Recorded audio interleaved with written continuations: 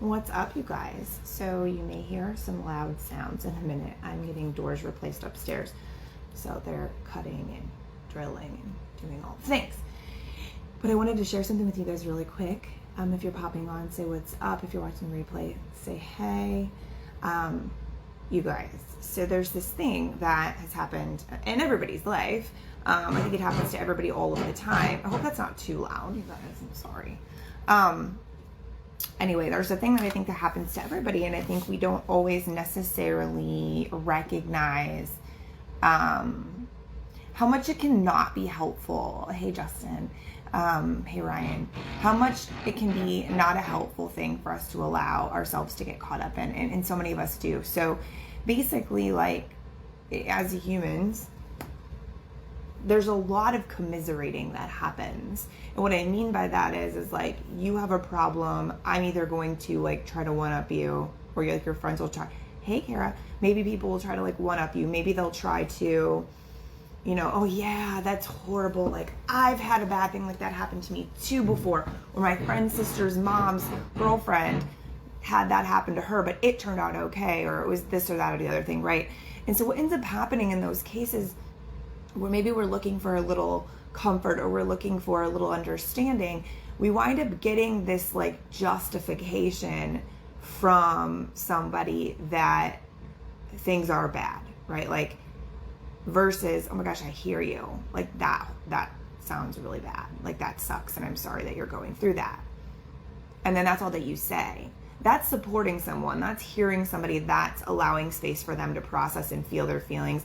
But then also, it's not adding some sort of heaviness or ugliness, or it's not amplifying the thing, right? So when we commiserate a lot, I think we naturally feel like we're making someone feel better. We're making them feel more comfortable because we can say, oh, I did that too, or oh, that happened to my sister's brother-in-law, or whatever the fucking case may be, right? So you feel less stupid or whatever. But what ends up happening is it plays down on that person's actual experiences, and then also it happens to create this cycle of anger, or this cycle of resentment or bitterness, or really hyper focusing on the thing that you were complaining about or wanting to share about or needed to express, right? So when somebody's just commiserating on it, have you ever had this? And this is a very stereotypical thing people think about women, but it's one of those spaces where people, like a bunch of women, sit around and bash men, right? Which it happens. I'm a fucking girl. Like, I've seen it happen, and I do my very best to not even go in those spaces anymore. But where one girl says something bad about her husband, and everyone else chimes in with something that matches. I know men do the same thing for different things. We all, people do this, right? Or people do this about their jobs a lot, or money a lot, I notice.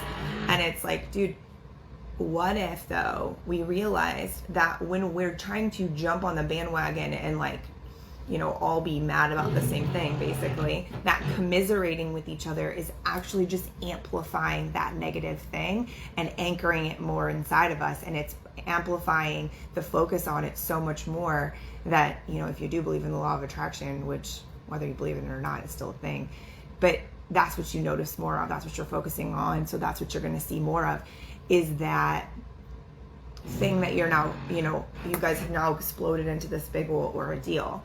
And so the commiserating thing is something that we do very naturally. It's a way that I think a lot of people try to connect or feel like they're belonging.